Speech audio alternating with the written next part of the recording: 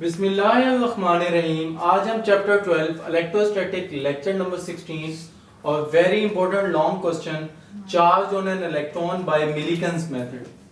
हमने charge calculate करना है बाय यूजिंग मिलीकन्स मेथड। अब हम सबसे पहले इसका इंट्रोडक्शन देखते हैं। 1900 आर.ए. मिलीकन्स डिवाइस अ टेक्निक, उसने एक टेक्निक बनाई that resulted in precise measurement of a charge on an electron, जो हम इजीली और प्रिसाइज कैलकुलेशन के साथ हम चार्ज ऑफ इलेक्ट्रॉन हम कैलकुलेट कर सकते हैं इजीली।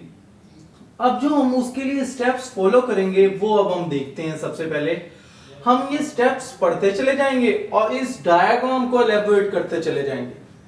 अब हम देखते हैं सबसे पहला स्टेप क्या है। Two parallel plates are placed in a container C। हमारा ये जो कंटेनर है, ये जो बाउंड्री है, ये पूरी, ये हमारे पास कंटेनर है। उसमें हमारे पास टू पैरेलल प्लेट्स रखी हुई हैं। एक P का नाम दे दिया और एक P प्राइम का नाम दे दिया उसने। To avoid disturbance due to air current. तो ये हमने पैरेलल प्लेट्स क्यों रखी, ताकि हमारे पास एयर करंट प्रोड्यूस ना हो। एयर करंट बेसिकली क्या होता है, प्रेशर के डिफरेंस की वजह से प्रोड्यूस होता है एयर में। तो हमने उससे अवॉइड करने के लिए हमने टू पैरेलल प्लेट्स यहाँ पे इंसर्ट की। अब उस प्लेट्स को क्या नाम दिया और उसके क्या फंक्शन है। ये जो अपर प्लेट है उसमें एक होल H भी हमने प्रोड्यूस किया। The upper plate P has a hole H in it। इसमें क्या है, एक होल है। जो भी हमारे पास ड्रॉपलेट्स होंगे वो इसमें इंसर्ट होंगे। उसके बाद the separation between the plate is D। अब इन दो प्लेट्स के दरमियान जितना डिफरेंस है उसको हम D का नाम दे देते हैं, स्मॉल d का। अब voltage V is applied to the plates and electric field is set up between the two plates। अब हम करते ये हैं, इन टू प्लेट्स को, एक P और P प्राइम प्लेट को हम इलेक्ट्रिक पोटेंशियल डिफरेंस देते हैं, जिससे इलेक्ट्रिक फील्ड प्रोड्यूस होती है पॉजिटिव से नेगेटिव। अब an electric field is set up between the two plates। the magnitude of this value, electric field intensity की जो वैल्यू होगी वो हम electric potential due to potential gradient से देते हैं, E is equal to V/D से। उसके बाद एन एटमाइजर A, जो एटमाइजर है ये, जिससे हम लाइक स्प्रे भी करते हैं। तो होता यह है कि एटमाइजर A is used for spraying oil drops into the container। ये जब हम स्प्रे करते हैं तो जितने भी उसमें ऑयल होता है वो एटमाइजर क्या करता है, उसको मिस्ट की फॉर्म में वो उसको बना देता है drops into container through nozzle. The air droplets gate charge. और जो हमारे पास ऑयल ड्रॉपलेट्स हैं वो चार्ज हो जाते हैं। अब चार्ज होने का तरीका क्या है इसमें, due to friction between the walls of atomizer and oil droplets. जो फ्रिक्शन होती है, जब हम उसको प्रेस करते हैं तो जो उसकी नोजल होती है वो क्या होती है, फ्रिक्शन जब इस पे लगती है तो गेट चार्ज होती है। तो हमारे पास the space between the two plates is eliminated. अब ये वाला जो पोर्शन है हम इसमें ऑब्जर्वेशन करने लगे। अब इसको हम क्या करेंगे, हाईलाइट करेंगे, इसमें लाइट प्रोड्यूस करवाएंगे, फोकस करवाएंगे इस रीजन को। हमने एस के जरिए, सोर्स के जरिए लाइट प्रोवाइड की और यहां पे कॉन्वेक्स लेंस यूज किया to converge the light to this portion. इस पोर्शन पे लाइट क्या होगी, फोकस होगी और हम इजीली देख सकते हैं। To the space between the two plates is eliminated through source S, through lens L and window W। the path of the motion of these drops can be carefully observed by a microscope। अब ये वाले जो हमारे पास इस droplets पे हम जो charge major करेंगे, जो ऑब्जर्वेशन करेंगे, वो हम इजीली कैलकुलेट करेंगे by using microscope. Simple microscope के जरिए हम देख रहे होंगे इसको। Calculation of charge on Q देखते हैं कि हम कैसे कैलकुलेशन कर सकते हैं चार्ज की। अब उसके लिए हम क्या करते हैं, सम ऑफ दीज ड्रॉप्स, ये वाले जो ड्रॉप्स हैं वो कुछ प्लेट्स में आएंगे। Of these drops happen to pass through the hole, वो इसमें से पास हो जाएंगे होल से। A given droplet between two plates could be suspended in air। ये ड्रॉप्स कब सस्पेंड हो सकते हैं एयर पे? In air if gravitational force Fg is equal to mg acting on the droplet, जब वो ड्रॉपलेट्स पे एक्ट कर रहे होंगे इज इक्वल हो जाए किसकी? To that electric force Fe is equal to Q into E, ये बराबर हो जाए। जब ये इक्वल होंगे इलेक्ट्रिक फोर्स और जो ग्रेविटेशनल फोर्स है, तो हमारे पास चार्ज क्या होगा? सस्पेंड हो जाएगा। और जब चार्ज सस्पेंड होगा तो हम Fe is equal to Fg लिख सकते हैं। तो Fe is equal to Fg, Fe की वैल्यू होती है QE और Fg वेट के बराबर होता है, force is equal to weight और weight is equal to mg gravitation force. तो ये किसके बराबर आएगा? mg। अब हमने चार्ज निकालना है तो E यहाँ पे मल्टीप्लाई और दूसरी तरफ जाके डिवाइड हो जाएगा, इसको हम इक्वेशन 1 कह देंगे। अब E की हमारे पास क्या वैल्यू है? Electric intensity due to potential gradient. तो E is equal to V over D। हम ये वाली इक्वेशन 1 में पुट करते हैं तो हमारे पास चार्ज होगा Q is equal to mg V over D हो जाएगा। उसके बाद जो हमारे पास Q है, Q is equal to mg over V over D, यहाँ पे D डिवाइड हो रहा है, ऊपर जाके मल्टीप्लाई हो गया, तो Q is equal to mg D over V। ये हमारे पास इक्वेशन 2 बनेगी।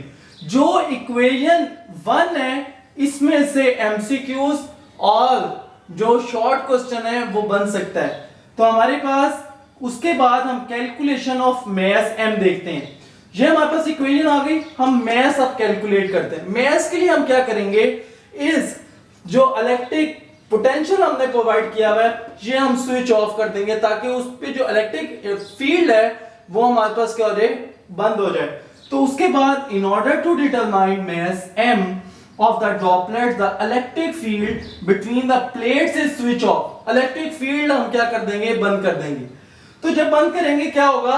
Droplet under the action of gravity fall करना शुरू कर देगा और उस वक्त जो ड्रॉपलेट है वो हासिल कर लेगा टर्मिनल वेलोसिटी, और टर्मिनल वेलोसिटी जब इक्विवेलेंट होगी हमारे पास ग्रेविटेशनल फोर्स के, तो हमारे पास चार्ज सस्पेंड होगा। तो फिर हम देखते हैं क्या होगा? Switch off the droplet fall under the action of gravity through air.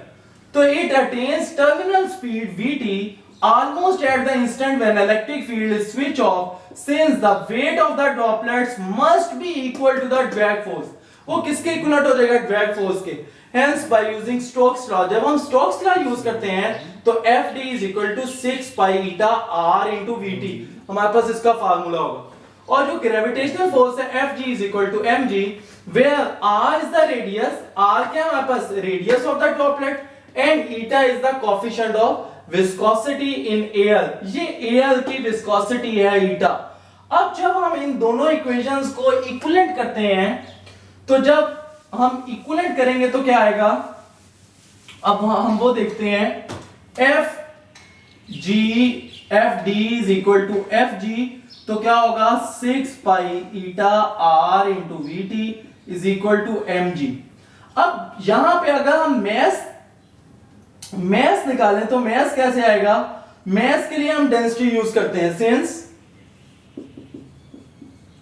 Density is equal to mass per unit volume. अगर हमने मास निकालना है तो मास के लिए हम क्या करेंगे? डेंसिटी को वॉल्यूम से मल्टीप्लाई कर देंगे। अब ये जो ड्रॉपलेट है ये एज अ स्फीयर है और स्फीयर का जो वॉल्यूम होता है वो अगर हम लिखें तो m is equal to rho into 4/3 pi r cube. जबकि हमारे पास वॉल्यूम क्या होता है? हम साइड पे लिख लेते हैं 4/3 पाई आर क्यूब।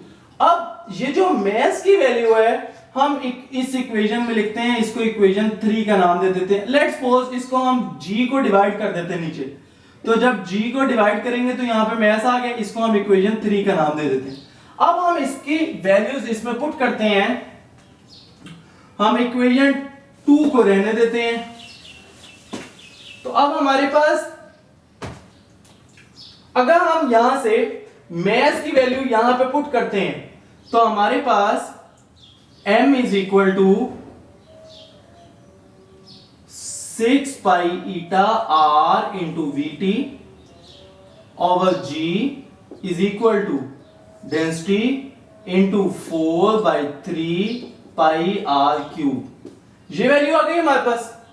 अब जब हम यहां पे ये वैल्यू निकालते हैं तो अगर हमारे पास रेडियस का पता चल जाए, रेडियस का, ये रेडियस हमारे पास कैसे निकलेगा, ये आर स्क्वायर आ गया, r square is equal to हमारे पास क्या आएगा 6 और हम पाई पाई से कैंसिल कर देते हैं, हमारे पास 6 जब यहां पे कैंसिल होगा तो 2/3 2 into 2 तो हमारे पास क्या आएगा आर स्क्वायर यहां पे बच गया, तो r और 3 into 3 यहां पे 9 आ जाएगा, 9 into g ईटा into vt, ये हमारे पास 9/g ईटा into v2। ये जो r स्क्वायर है, अगर हमें r स्क्वायर की वैल्यू पता चल जाए और मैस की वैल्यू हम यहां से निकाल लेंगे इस इक्वेशन से, ये दोनों जो वैल्यूज हैं हम इक्वेशन अगर 2 में पुट करें तो हमारे पास चार्ज की वैल्यू आ जाएगी।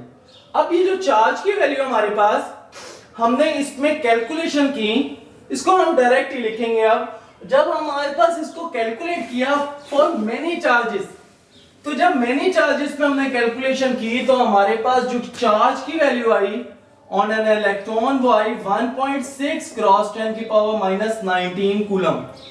तो हमारे पास जब बहुत सारे चार्जेस की यही वैल्यू आई तो फिर हमने कहा कि जो इलेक्ट्रॉन पे चार्ज है वो 1.6 क्रॉस 10⁻⁻19 कूलम है। तो ये हमारा था रिजल्ट कि हमारे पास जब मिलीकन्स के जरिए हम इलेक्ट्रॉन पे चार्ज फाइंड करते हैं तो हमारे पास 1.6 क्रॉस 10⁻⁻19 कूलम क्या आता है। क्योंकि बहुत सारे चार्जेस का भी वैल्यू निकालें लेकिन इंटेग्रल मल्टीपल किसके आ रहा है 1.6 क्रॉस 10⁻⁻19 कूलम। अगर आपको मेरी ये वीडियो पसंद आई हो तो लाइक करें, शेयर करें एंड कमेंट करें।